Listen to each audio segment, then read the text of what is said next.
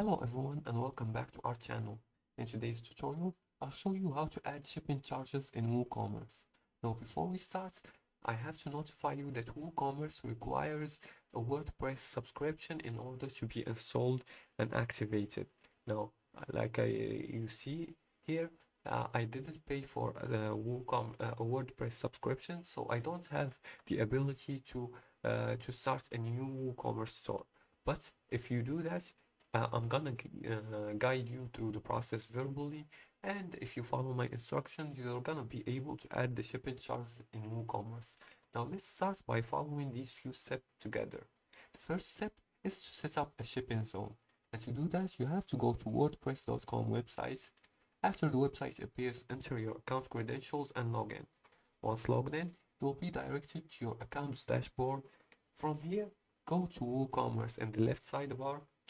And as I said before, if you paid for the subscription, you're gonna be able to start a new store from here.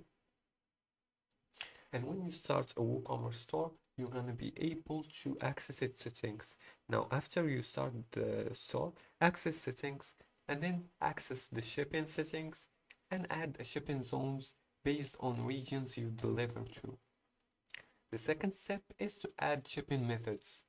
Click on a zone and add a method like flat rate or configure the cost, example $5 per order. You're going to be able to do that in WooCommerce options for shipping. Now the third step is to test the shipping costs. Place a test order to ensure the correct shipping charges are applied.